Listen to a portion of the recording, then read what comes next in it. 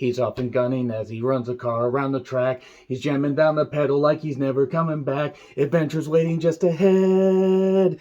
Go, Speed Racer. Go, Speed Racer. Go, Speed Racer. Go. Go, go, go, go. Go, Speed Racer. Go, Speed Racer. Go, Speed Racer. Go. Go, go, go, go. Go, Speed Racer. Go, Speed Racer. Go, Speed Racer. Go. Go, go, go, go. Go, Speed Racer. Go, Speed Racer. Go, Speed Racer. Go. That's all you got? Well, anyway, I'm John Renton with the retro review of, yes, Speed Racer with the producer. You have a treat down there. Go. I wanted you to be part of this. Anyway, Speed Racer, yes. Written and directed by the Wachowski siblings. I don't remember which one was a sister and which one was still... I don't remember when they decided to be who they truly are now. I don't remember when that happened. That being said, the Wachowski siblings, who did the Matrix trilogy that turned into a quadrilogy, and they also did Cloud Atlas, not to be confused with Cloud Strife from Final Fantasy VII. No, that's really doesn't make any goddamn sense. Also, Jupiter Ascending. Boy, Jupiter Ascending was goddamn shit. But yes, Speed Racer. A bright, colorful, kaleidoscopic sugar rush of adrenaline at times. It was also way, way overly long. This movie came out about 15 years ago, and the producer's pissed at me. So just one moment. Now that the producer is out either plotting my untimely demise or plotting to bring me a gift in the form of an animal, let's talk about Speed Racer. Go, Speed Racer. Go, Speed Racer. Go, Speed Racer. Go, go, go, go, go. And this movie could have gone a little bit faster. Beefy 134 minutes. This movie should have been like 104 minutes. Like, you could have easily trimmed 30 minutes off of this movie. That being said, there were a lot of great moments in this particular movie. Yes, I fully admit the Speed Racer animated series, whatever you want to call it, isn't all that great. I mean, it doesn't have the, oh, speed, oh, it's like, oh, you know, all that. And the kind of a honestly offensive voice acting, now that you think about it, but there's some good stuff, some good charm about it. And this movie has some charm. Emil Hirsch, who later would be in Freaks. Hard to believe 10 years later he would play a dad in Freaks.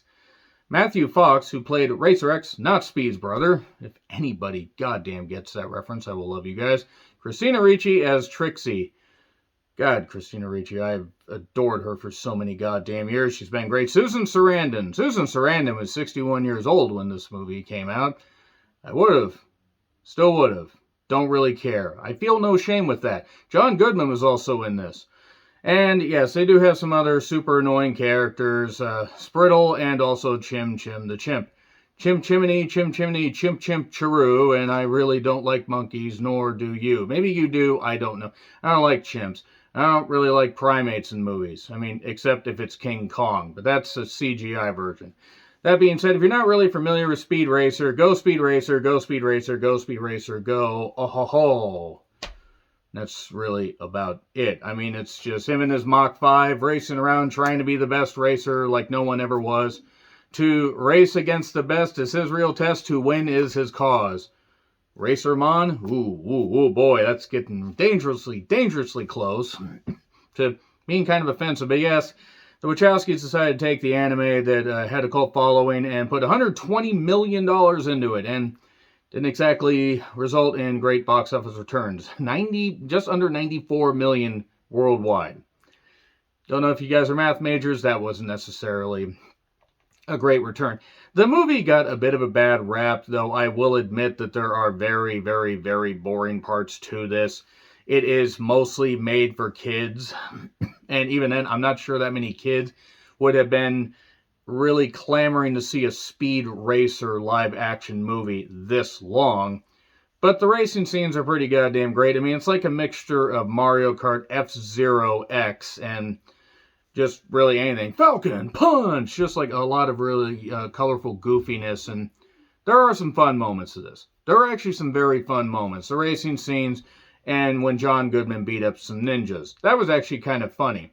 The rest of the movie, unfortunately, I mean, besides just Christina Ricci being an absolute goddess like she has been for about 20 goddamn years, is, yeah, I mean, you get Susan Sarandon in a few scenes, but The stuff with Spriddle and Chim Chim it's not good. It's not good comedy. It wasn't good 15 years ago or almost 15 years ago as of this recording.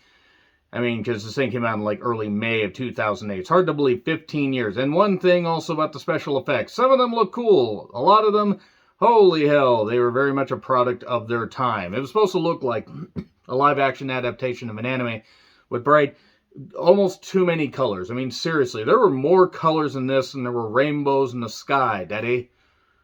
That was one of the few good lines Billy Graham said when he was in a AWA run. That being said, Rex is clearly not, he's clearly not Racer X. Why would you say that? You just have to kind of make it the same name. But no, it's not Rex. It's not the brother. It's not the older brother. Stop saying that. Stop saying that. The family's stupid.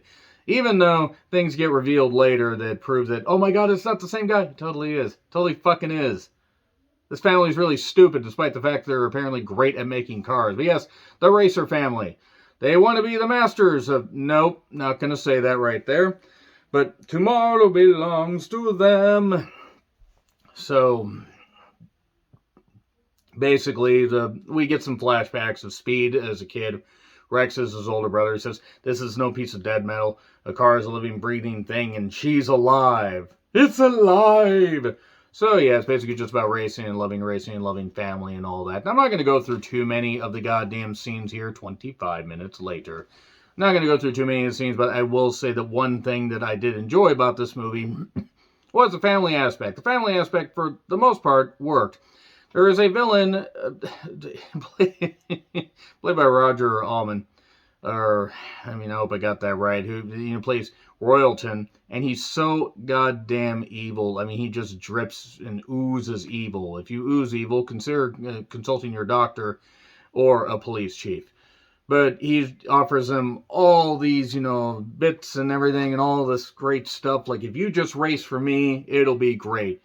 Well, then he thinks about the offer and everything and decides, I want to stay with my family. That's what he decides to do.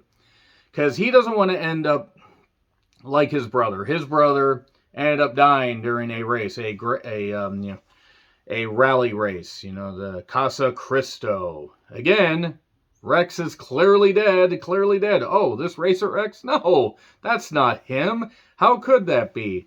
The Wachowskis do the best they can with the source material, but if you've ever seen the Speed Racer anime, I mean, let's be perfectly honest, like, they're not exactly, something possessing a deep narrative. It's another reason why this movie shouldn't have been 2 hours and 15 minutes.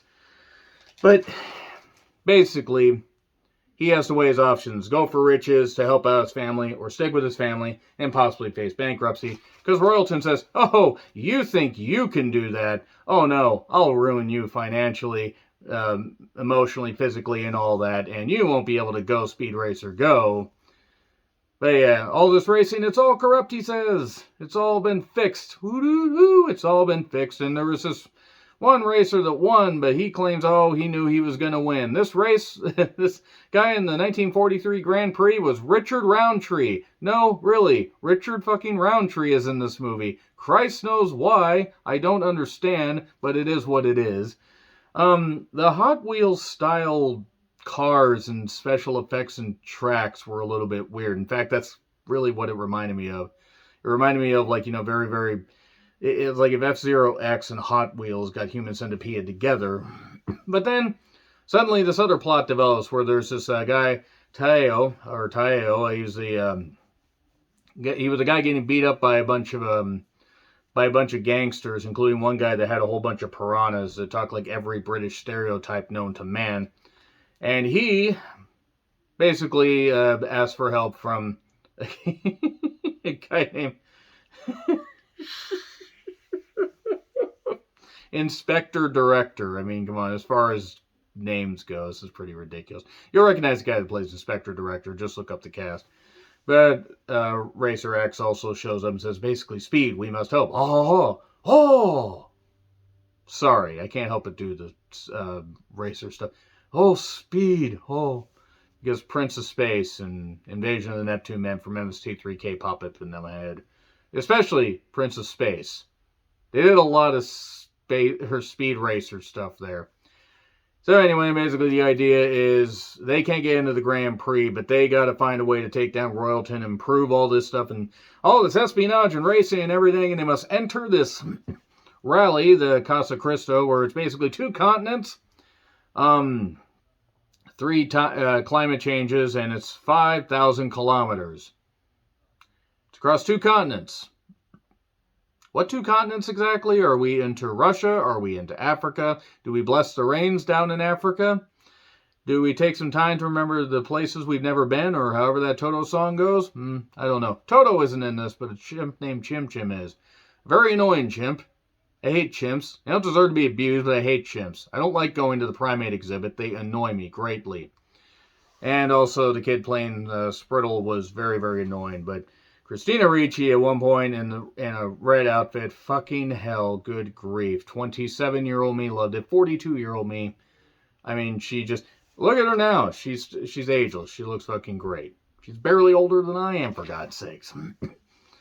And then this race is populated by a whole bunch of cheaters because there's a whole bunch of other people that want these, this technology, and they want all this stuff, and they want the riches of the world. They want to paint with all the riches of the wind, and they want to destroy everybody, but especially Speed and his team, like Racer X. And then I see it's weird when I want to get sandwiched between 2 red-headed twin women, but everybody else is okay with it, and it can be put on film in this case. But nevertheless, they're trying to get rid of everybody. There's this one guy that appears. It's almost like this weird Viking. It was like he was Jaimin Hanzo from the Shazam movie. If you know, you know. And then the family stuff gets a little bit bogged down, even though it's kind of nice. John Goodman's like, oh, you think you can do this? Because he didn't know that Speed went off to this goddamn race. How dare you? How dare you? This is the one that killed your brother. How could you do this? But anyway, then at one point, we find out that we find out that there are these ninjas that show up that drug one of the guys, clearly against his will, and then Pops, aka John Goodman, beats up a ninja, rips his pants off so he has boxers, ninja boxers. And then there's this other weird anime portion between Chim Chim, Spriddle, and this ninja. It's really stupid, because chimps are stupid. But then more people get beat up and ninjas get thrown out and everything. And it's shockingly somewhat violent for all this stuff going on. And then they go to race day 2, Electric Boogaloo. They're racing up the mountains and they're along the mountain paths and go, Speed Racer, go, Speed Racer, go, Speed Racer, go, go. But anyway, Trixie has to take over because Trejo ended up getting drugged by, like, dental floss being hung down and this weird narcotic being put in him. His sister, Horuko, who's played by a beautiful woman, good lord. But suddenly, Trixie decides to take over the car. Hold on, lady driver coming through. That guarantees no women will ever watch my reviews again, which is a pretty safe bet, considering my viewership skewers largely male for some reason. I skewer males. Could have worded that better. But anyway, there's this one line that I had to read here. And it's like, now they're going off and pounding each other, bumper to bumper, rail to rail. Still not talking about racing? We're still not talking about racing. Different kind of racing here. It's, oh no, they're breaking their backs on this mountain. Oh no. So anyway, suddenly Jake Gyllenhaal got beat up. No, moving on from that. 1940s gangsters show up for this one part where everybody's down in this, like, cavernous area after one guy gets destroyed. And then Goodman beats up more people. Everybody just decides to do weird shit. We do almost these Batman styles. Bob, bang, ba ba ba ba ba ba ba ba. It's all colorful and ridiculous and weird. And when the action is going, the movie works. When the movie stops doing the action, it doesn't just grind to a halt. It practically goes into a coma. And again, that is where the 2 hour and 14 to 15 minute runtime really starts to cause some issues. So, this one bad villain racer, Snake, that kind of looked like Sacha Baron Cohen as Ollie G, now that I think about it, gets to where he's got speed and he knocks him off, and he's going down the mountain when he comes. Yes, he's going down the mountain when he comes. But then he has weird buttons, like he's got like a fucking, I don't know, D-pad or an Xbox controller, or possibly a GameCube controller at that point. I don't think it was a Wii, because Wii would like to play, because this was 2008, and the Wii actually was on fire. That's why you keep your Wii cool. Moving on from this weird imagery that I've decided, because I don't even know what I'm on about, because I'm just trying with this review. He has chains or spikes in his wheels, and suddenly manages to spring and catch up the mountain and go up there. Oh, the sure-footed mountain racer. I don't know how a car is able to do that. Granted, the car was flippy-doo-dying and somehow surviving all this stuff. So maybe a car climbing up a mountain when it comes isn't the weirdest thing in the world. But then he gets rid of that Snake character, and then they win, apparently. But then it turns out it was all for naught, and that Royalton and Trejo and everybody were working together to drive up the price of their stock so they could buy and they could get all the money in the world. But because they won, they all get invitations to the Grand Prix. And Trejo decided to turn that down. And then Haruko shows up, and boy, I mean, who wouldn't want her to show up at your house? Boy, howdy. But what ends up happening is she ends up giving it to Speed. And Speed earns a Grand Prix, but they gotta fix the car. They gotta do a goddamn race and everything. They gotta do a montage to fix up the car. But first, before we get to that, we get an emotional part with Racer X saying, "You're Rex. Tell me you're Rex. You're Rex." And he takes off his mask, and it's not. You know why? Because this guy had facial reconstructive surgery to look like somebody else, so he wouldn't get his family in trouble, so he could be an international spy and everything. You know, as far as explanations, I realize this movie didn't explain that very well, but nevertheless, I don't really remember the anime too well. But then they do this wild Grand Prix with this Cannonball Taylor guy, and ha ha ha ha! He tries everything in the book, including a cheating method called the spear hook, where he catches it and he's just spinning around and everything, and nobody figures, hey, wait a second, this guy might be cheating because these cars that are together shouldn't be together, and they're all do-do-do-do-do-do-do. And then Speed, launches up into the air. And the camera catches him, and suddenly Cannonball goes on a run over there, if you'll see what I did there, and he ends up out of the goddamn race.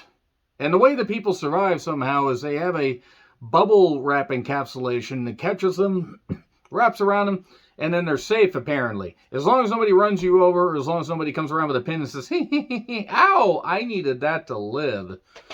And then Speed ends up winning the Grand Prix, a thrilling, at least modestly thrilling race that had a lot of stuff where you didn't really know what was going on. They figured if they threw more colors at you and more explosions, you wouldn't know or care or understand what was going on. Speed wins. And there you go. He uses the power of friendship and frustration with the fact that the plot got very, very convoluted about halfway goddamn through. And then Racer X reveals that he is Rex, who went through all the surgery and all this stuff, but go Speed Racer, go Speed Racer, go Speed Racer, go. I bring the producer back on, but he's out doing aforementioned killing of animals. So anyway, yeah, that's it. Speed Racer was fun at times, especially when the action was going, but it was bloated and overly long and really, really kaleidoscopic to the point it almost hurt your head. In fact, it really hurt my head. And I think I'm going to go Speed Racer, go Speed Racer, go Speed Racer, go to some Aleve to cure my headache. So that being said, has the movie aged well? I mean, it wasn't great to begin with, and it's certainly not bad now. But some of those special effects are really, really dicey. Some of them look great, and then sometimes it's like such obvious green screen stuff. It is actually kind of scary to think this movie just came out 15 years ago. But anyway, let me know your thoughts in the comments. Like, share, subscribe, Twitter handle in the description. I'm John Rickland. Go Speed Racer, go Speed Racer, go Speed Racer, go. See you soon.